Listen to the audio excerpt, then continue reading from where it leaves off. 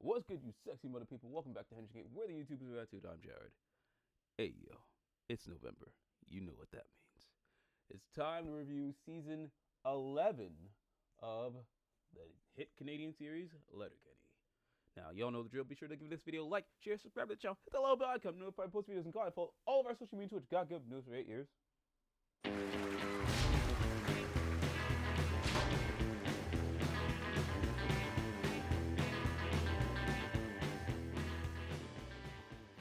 Better not forget those fucking all dress chips.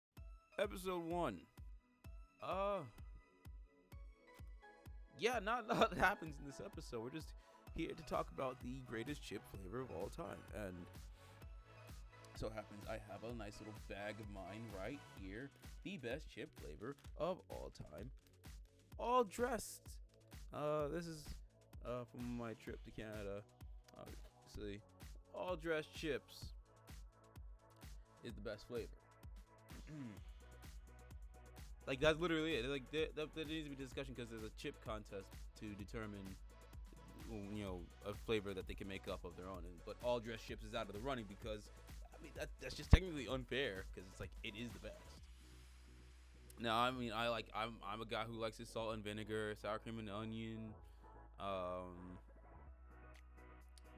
flavors? Not a lot of those flavors. Like, I mess with some flavors, but those are the main ones. All dressed, salt and vinegar, sour cream and onion. I guess whatever catches my fancy. But, this is a Canadian thing mostly. So, you got your ketchup flavor, your dill pickle flavor. So they have to have a nice little fishbowl discussion on the whole thing. But on the other side of things, what's going on is you've got the hockey heads at the gym. They see Ron and Dax working out, and they are their goal is to look like porn stars, which they already do. Like, all 4 of them hockey players look like porn stars. But for Ron and Dax, they're trying to look like gay male porn stars. Not regular, not no regular male porn stars, no gay male porn stars.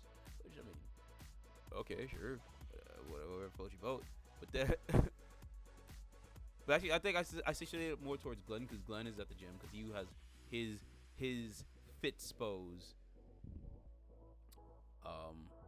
He has many Fitspos, fitness inspirations.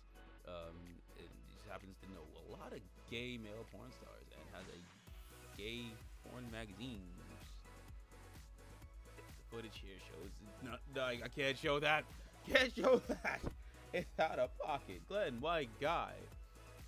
Like, he's basically questioned the entire time by Riley and Jones. He's like, bro, are you?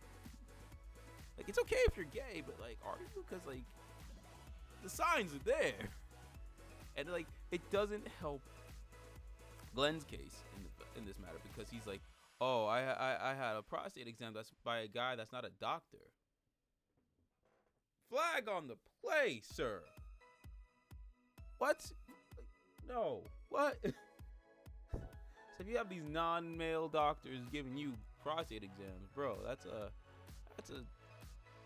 okay, sure. We in the big 2025 now.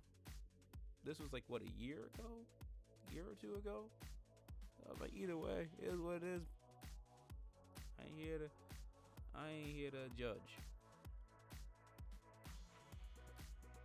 But yeah, that is basically this episode in a nutshell. It's like got the gym side of things, which come to mention it now, we don't really see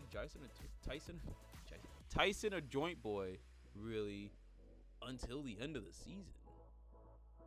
I can recall. It's crazy. Oh well. Yeah, that's this episode in a nutshell. It's a fishbowl to discuss the best chip flavor, but we already know it's all dressed chips. And I know we've been lately getting all dressed chips in America now, so it's like there's no fucking excuse. Even as Americans, you cannot sit here and say, oh, I don't like all these other flavors. Canada has given us flavors. They gave us the dill pickle flavor. They gave us the ketchup flavor. But now they gave us the best flavor. All dressed chips. Yeah. Get you some. It's like more like it's the writing and the delivery of the dialogue in the show is just so fucking good. It's hilarious. I'm honestly gonna be sad when this ends, but hey, life goes on, right? This episode's getting 5 stars.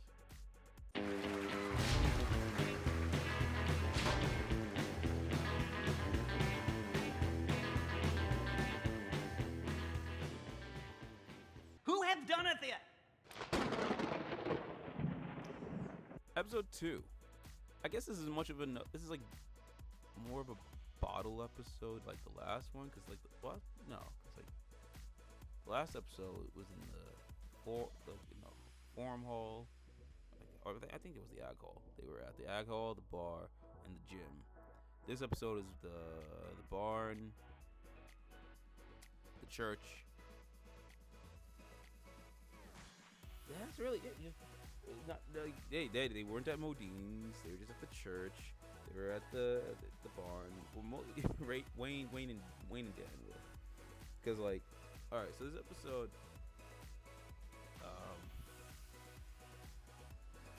okay. First, we start off this episode. I'm looking at my notes real quick. Oh yeah. So basically, we start off this episode with movie cliches that Katie just does not like with talking to a point where you get up so close to each other and you're just like whispering, "Try me, don't make me hurt you," shit like that. That's one cliche. The other cliche is when you got a female character and she has to kick some dude's ass, and he's like, "Hey, bitch!" She kicks his ass, and she's like, "Who's the bitch now?" What's the other cliche?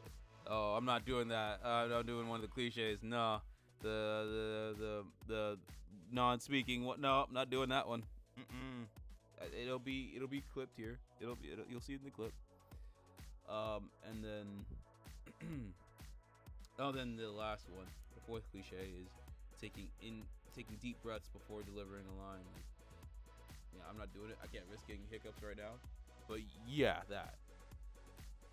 And those 4 cliches that you see in the cold open is what plays out throughout the episode with the church side of it all. Because yeah, dramatics. Because Glenn calls Tanis, Gail, Coach, Rosie, and Katie over to the church because someone stole from their bake sale fund. Yeah, because Glenn was like, "It was an emergency." So yeah, Wayne didn't go because obvious, but you know, basically he had Tanis tell everybody, and Wayne was like, "I ain't going." But he and Dan stayed over at the house because Katie had ordered some Akoya furniture, and they were just giving the delivery drivers so much shit the entire time. They're just like, "The fuck are you?" One's name is Jens, the other name is Gunner. They're just really just giving them. They're just fucking with them the entire time.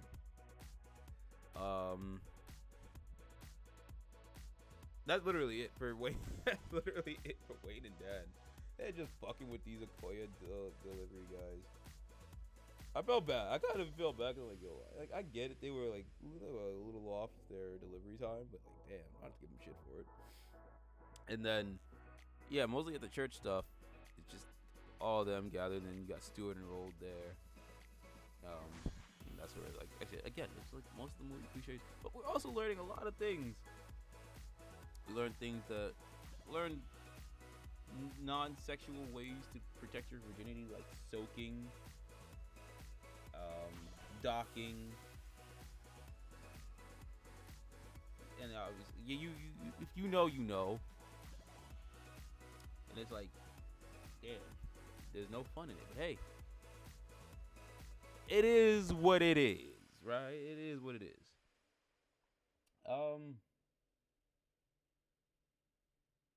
That's pretty much it. But they do mention Michelle Pfeiffer, and she can still get it.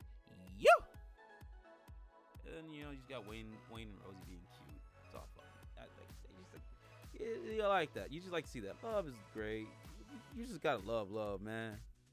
It's so nice and it's wholesome. It's cute. I love it. Episode's funny. Yeah, I felt bad for the Akoya guys. I can see why Katie ordered from them though, because they're like, Yeah, it's Katie. Mm-hmm. Like Wade and Dan is like, all right, we know they're not gonna do a good job. So as soon as they leave, we'll fix this shit, get it done right. I mean, yeah, no, base. You know, I build my own furniture. I ain't gonna have anybody else do it for me. Fuck.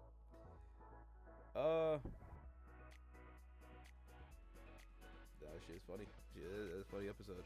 Fucking again with the. I think this is the most we've had Glenn being accused, or at least called out on the fucking gay innuendos he says. This is like, because like even Tannis is like, whatever. And I like also Tannis still calls Wayne Boo, and like, but I think it's also like because like she and Rosie are just cool. I like that dynamic. I kind of like that dynamic. A little weird, but hey, look, we're here for it. The characters are all work so well off of each other. So yeah, another 5 stars.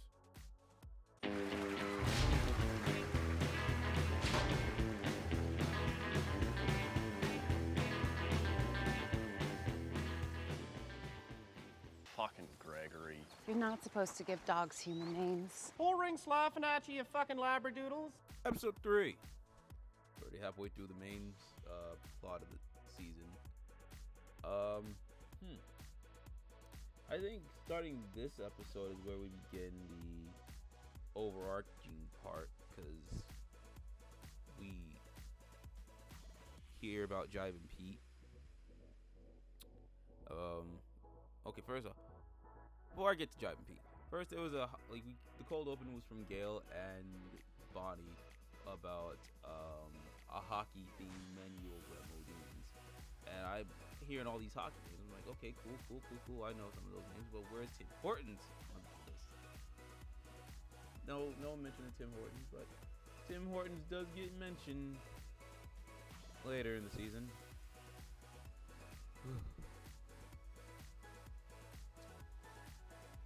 Anywho, yeah, so basically Thibodeau, first off, fuck you, Thibodeau. Thibodeau lost a dog, and apparently the dog belonged to Jive and Pete first. They gave the dog a human name, which you don't give dogs human names. They named this one Gregory. I'm supposed to give dogs human names. What the fuck's wrong with you people?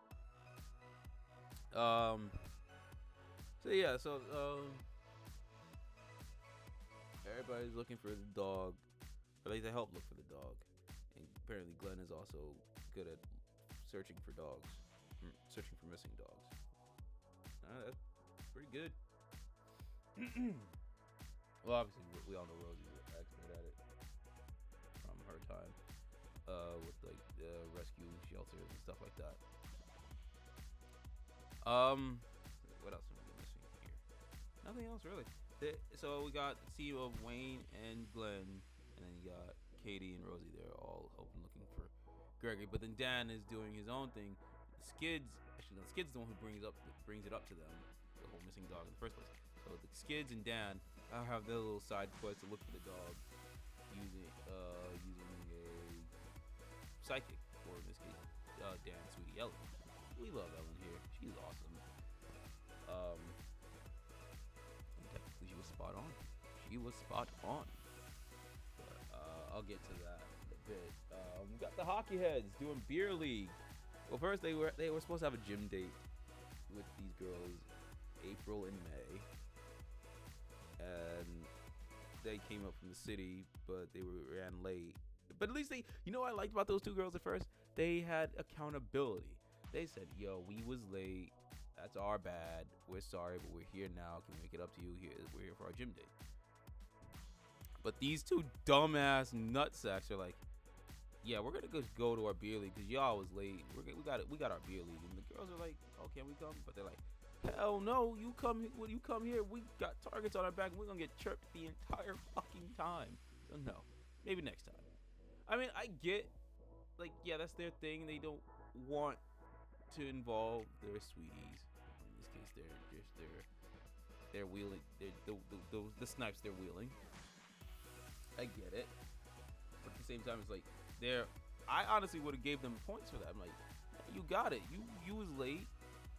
I thought I was being stood up, but you came anyways, and you took accountability. I think I find accountability sexy, because like if you don't own up to anything, then you're never gonna learn. You're never gonna grow, right? So I like April and May. I'm still trying to figure out Tassie and Cassie. I think I'm getting close. Just need one more season. But yeah, so they're like, oh, hell no. We were late, understandably. But we made up. These motherfuckers want to choose beer league. Oh, especially if it's beer league hockey. Come on. If it was like an actual like game, like you gotta be at practice, like, oh, okay, yeah, we gotta be at practice. But like you'd still have your sweeties there. But if it's beer league, so obviously, yeah, you're not gonna get any type of respect if you have your sweeties there. But they're like, come on now. I had to take them over the beer league. It's beer league. I know beer league is fun, but come on now. But hey, because like I feel like if you would skipped out on beer league, you would have incurred the wrath of Shorsey. If you're there and your sweeties show up, you're gonna incur the wrath of Shorsey, which is funny that he's back in town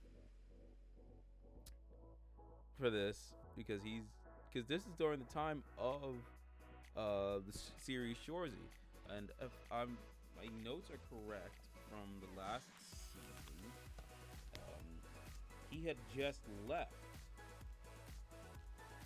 So this takes place in between, I want to say, the first two seasons, because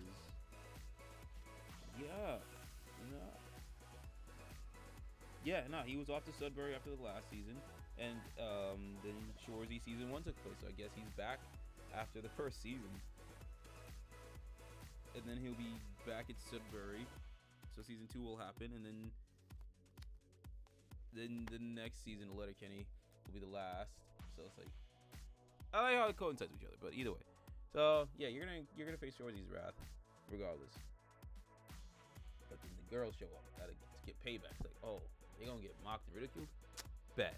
So they show up, and yeah, it's the best of Shorsey's chirps to these guys. It's fucking, so good, so fucking good. And then, yeah, no, that's it really. They ain't catching no break. And then back to the dog search. They realized that the dog obviously the missing dog went to the Mennonites' land.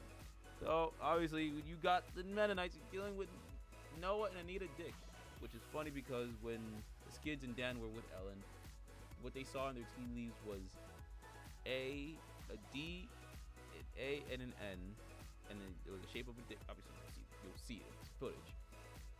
But yeah, it ended up being for Dix, Anita, Noah, and the leaves were in the shape of a dick. So there you go. They were spot on. It's funny how it worked out, right? But the goddamn innuendos. And this ain't gonna be the first time this season we get into that from. Oh boy. I'm trying to remember how many times, but we'll go through it together. Fuck a dog. Look, the dog's safe. They're gonna keep the dog. They're gonna name it Sunshine, because again, dogs should not have human names. Yeah. Funny shit. Again, I think it was mostly Shorsey that really did it for me, and the dicks, fucking hilarious. Another 5 stars.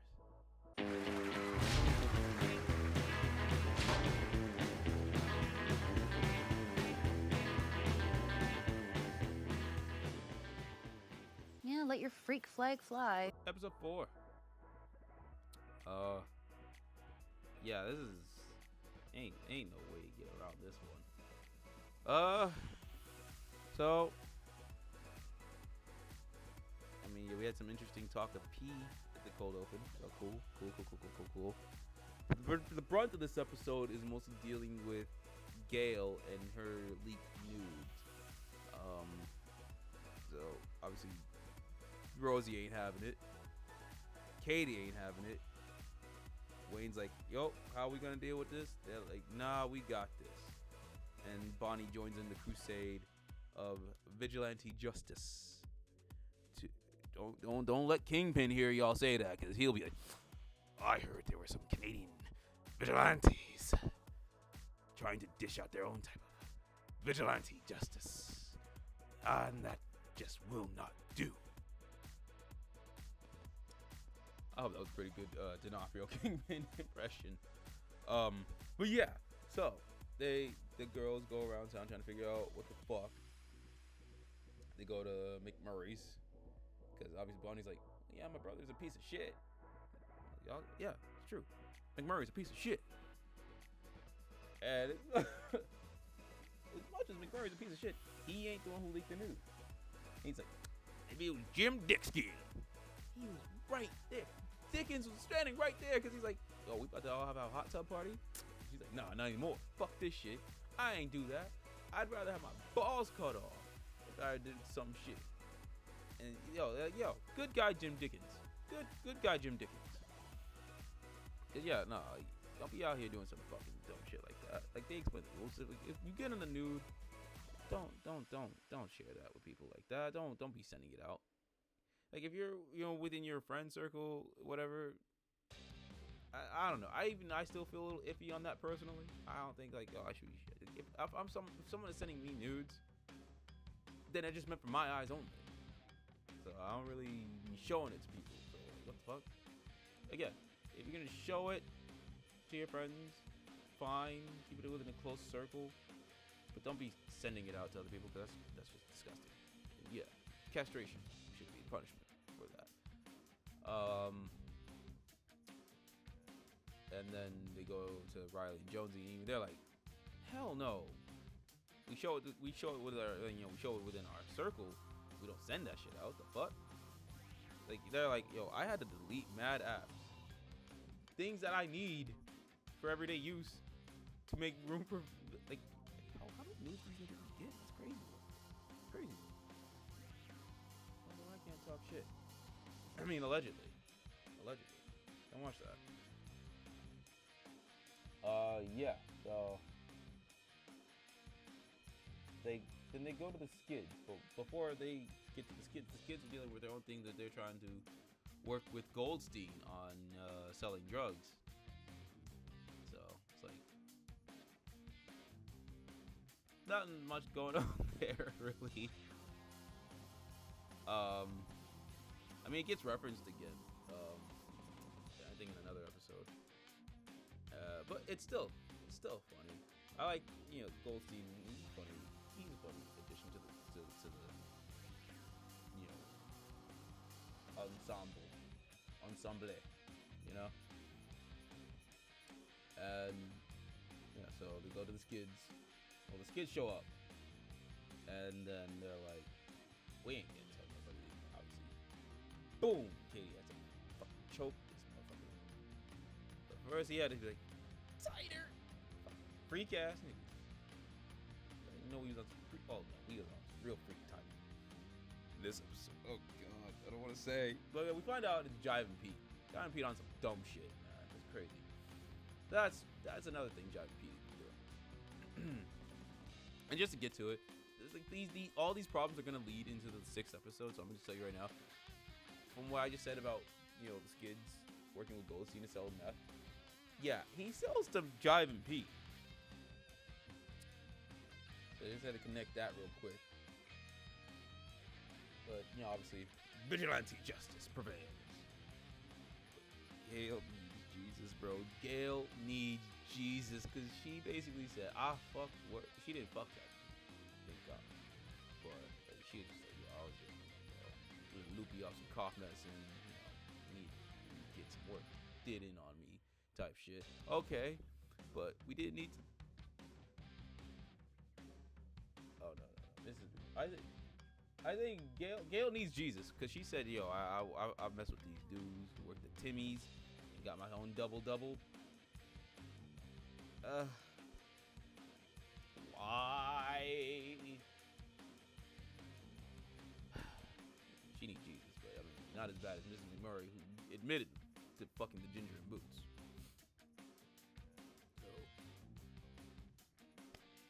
yeah, I don't think anything will ever beat that. But like Gale's a close goddamn second. That's a tie. It's like a tie because even they fucked around with each other too, so I think it probably coalesces some way. So, I don't know. Anywho, still fucking. I mean, episode is funny. But yeah, for real though, don't be out here leaking nudes. What's wrong with y'all? Don't be children. Be like Jim Dickens. If you were been provided a nude, keep that to your fucking self. Or I guess be like Riley and Jonesy in this case, where they know not to leak it either. Just show it around. I don't know. That's still weird to me. But yeah, don't leak it. The episode's gonna get podcast.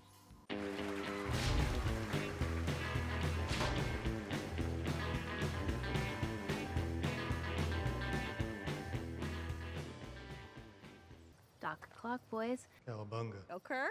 Episode 5. Penultimate episode of the main season.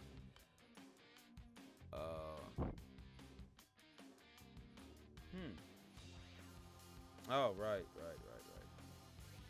This is about money. About getting that money. That dollar bill, y'all. Like for cold open, Daryl wins $10 off a scratch off, but makes fun of Alexander. Alexander makes $10 an hour or $10 a day. Anyway, Alexander, he works hard. He works hard. He's not getting rewarded for it as well. But he works hard. But obviously Daryl over here acting like he let money change him. And Alexander's like, man, fuck off, man. It's more of you need to see the cold open to understand it. But yeah, money changes you. But another basically the main part of this episode starts with Jive and Pete coming up to the house, and it's like, he did not come up the laneway. No, he came up the laneway and onto the property. Up the laneway, not on the property. Now he is up in this house. It's like, look, man, I know I fucked around a lot. I bought drugs off of this Jew guy. His words, not mine. Bought drugs off of Goldston, so I had connected before. And then he's like, oh, I hung out with Ginger and Boots. You hang with the Ginger and Boots. That's poor company. That's just poor companies. Even shit, I forgot his damn name from the previous season. Who hung out with Ginger and Boots? It was with you. That's when it came about. I forgot what season. Had to have been like season 6 or 7. So I apologize. For that.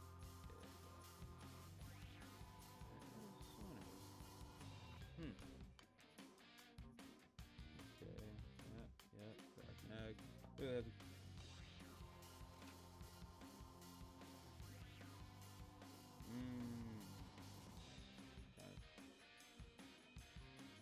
Okay, no. That's like. Okay. So it had to be like season 7. Had to be.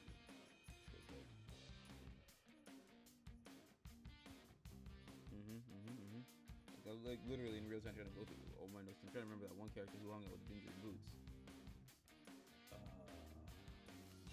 Yeah, no. It was when it didn't work out with Daryl. Cheat. It's over.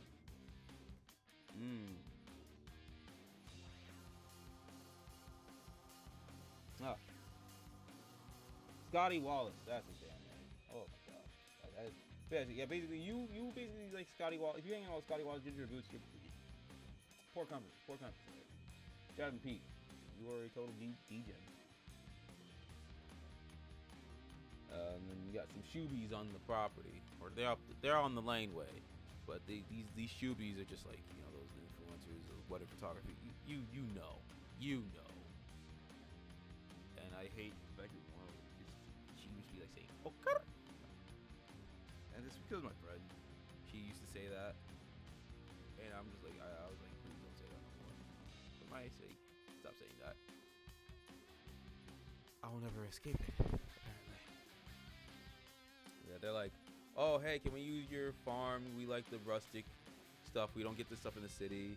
And Katie's like, alright, I guess, because, you know, she can pay $50. And she's using that money to get some Doc Martens. Doc O'Cock. So, you know, there's become a competition between her and the McMurrays, trying to get these stupid ass influencers from the city, trying to, you know, get that city money. I get it. Dickens gets in it too. The Mennonites get involved.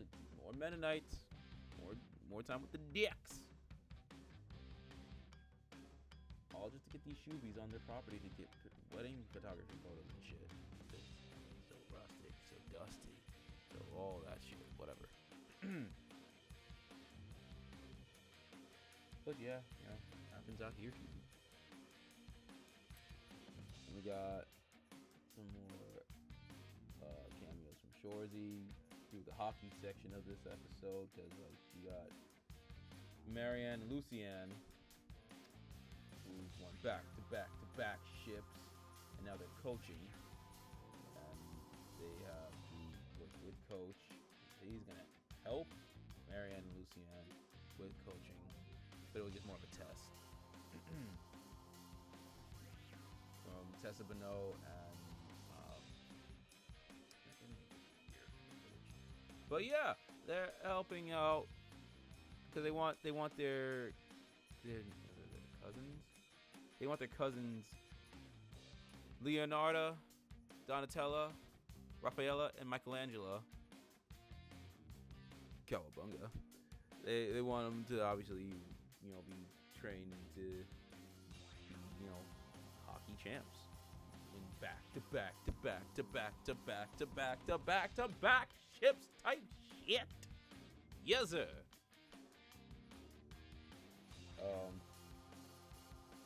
Yeah, that's basically this episode. Yeah, the whole thing with the Scooby got to a point where they had to have Driving Pete come help just so they can bring in more people. And yeah, you know, it is what it is at the end of the day. It is what it is at the end of the day. They're like, oh yeah, Letterkenny's done, we have to go to another town now. Fucking shoobies. Doesn't matter where they is, they just... It is worse when they're influencer shoobies. I'm like, my god, I know I'm a content creator, so that makes me a hypocrite, but I ain't on their level of stupidity. Fuck. Like, I know, this episode was about that.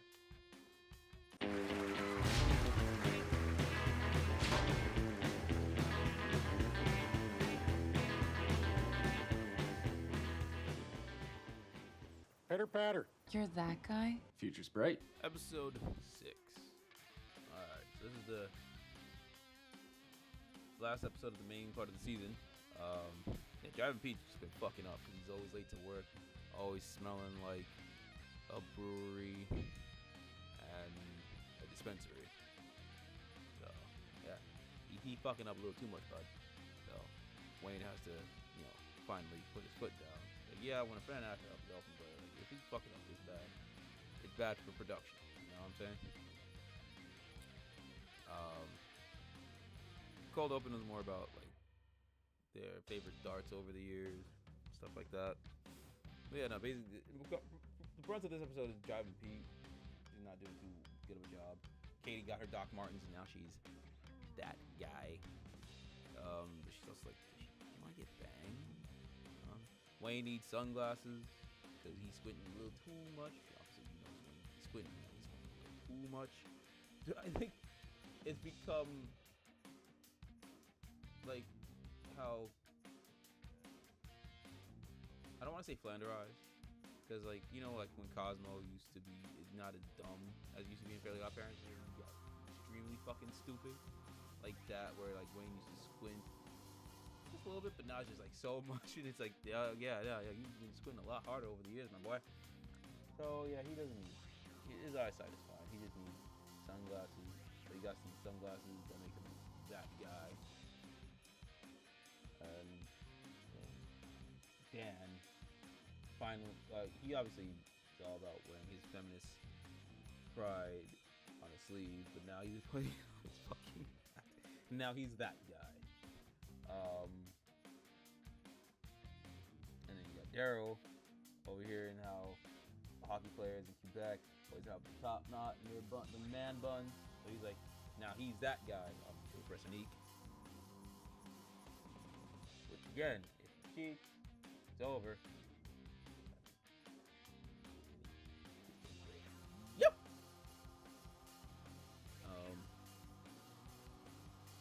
Yeah, basically it's just all that episode. Everybody being called out for being that guy, and then Jive and Pete talking mad shit all over town to the point where it gets back to Wayne. But before that, Riley wants to have a birthday week. So yeah, again, that guy. In this case, he's just being a fucking Sally. Oh god, this fucking show is hilarious. I love it. So he just wants to have a good birthday, and yeah, like that. Jive and Pete's talking shit. Wayne goes to confront him, like, hey man, let's go with this shit. He's like, I was doing the best I could. Like, motherfucker, you barely doing anything at work. Slowing up production, if anything. He's like, well, I'm from up country. You want to do something about it, go get your people and we'll have a discussion. It's like, yeah, bet, say less. Like I said before, Joint Boy and Tyson were not here until now, but hey, they showed the fuck up because they ride or die homies like that, man. They show up when they need help. They show up when they need to be showing up. I fucks with that shit heavy. So, yeah, everybody's like, yo, we roll out. But obviously, Riley and Jonesy and his kids are at the bar at Modine's with Gail and Bonnie and Rosie for the birthday party. But everybody else is like, yo, we're gonna go fuck up these goddamn DJs up country. They do. And yeah, that's the end of the season. The main part of the season, anyway. It honestly, I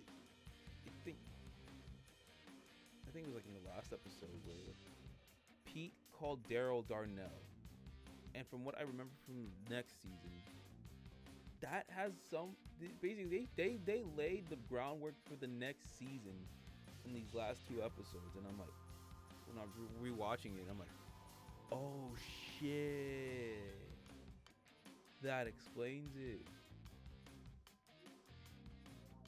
I didn't put two and two together because I just binged the final season, and it's still within my head, but not as much because I guess because for me I was like, damn, I did not want this show to end, and here it is.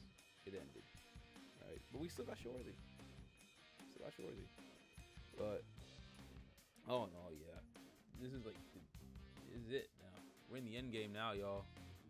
But we still got a little respite before we get there. But oh no, this is still getting 5 stars. Yeah, no, it's just like it overarching this episode mostly is like, yeah, it started off like a regular season, then we had the overarching part with Jive and Pete, and that's gonna bleed more into the next season. Shit's still really, really good. Fucking jokes still it on all cylinders. Yeah, I'm not looking forward to having to go through the final season because then it means it's over. But I'm still having a lot of fun talking about Letterkenny. This episode and full season is getting 5 stars.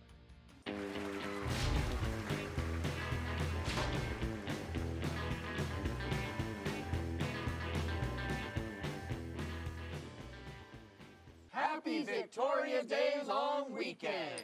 Before we head on out of here, we still got one more episode. Sort of like this is the respite before final season. We got the Victoria Day episode, which not much really happens. Again, it's just the dialogue is hilarious. You got Jaker visiting Gail from the U.S., and then you got the McMurrays coming in along to celebrate the festivities of both their cousins, and Wayne and Katie's cousins are visiting. Wayne and Katie's cousin is visiting from Australia, while McMurray's their cousin is visiting from New Zealand. So Jake is like, oh, they're just like American and Canadian. They get along that well. Like, oh, yeah, fair, valid. So the brunt of this episode is mostly like, the cousins from Australia and New Zealand talking, chirping at each other, and Dan is just like, "What the fuck are y'all saying? People make fun of us. Like, what are you people saying? Holy fuck." Yeah, I mean, basically that's that part of the episode. You got the skids with the hockey heads going over fireworks with Glenn, because apparently he's also a pyrotechnic master. And yeah, that is, Glenn just has a lot of hats for many things. Cool, good on him.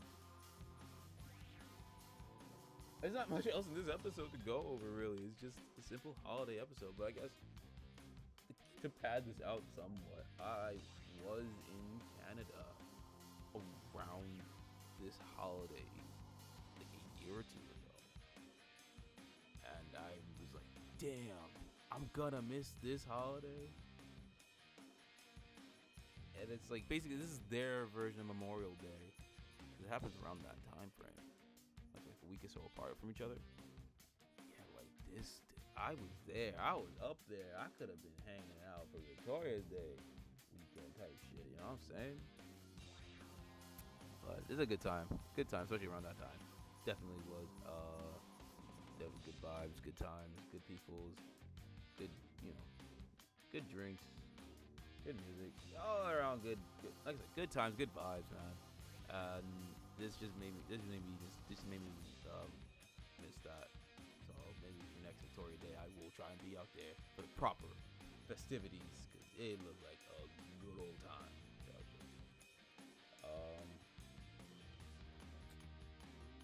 Yeah, nothing else really. Again, it's just the dialogue, delivery, everything. So snappy, so witty, so just fucking great, man. Fucking great. Yeah. Wish I did this over Memorial Weekend, but hey, we here now, and yeah, like I said, next year I'm gonna try to be out there for Victoria Day weekend, because this shit looked like a good ass time. Oh yeah, this is getting 5 stars, by the way. Yeah. Well, I got one more season to go of this wild ride. I'm gonna be for real, part of me didn't think we'd make it this far, but hey, here we is. Who would have thought, right? But what is your favorite episode of this season? Well, so far, what is your favorite episode so far of the series? Before we get to the final season, sound off in the comments down below. And at the time of recording, yes, season 5 of Shorsey has been announced.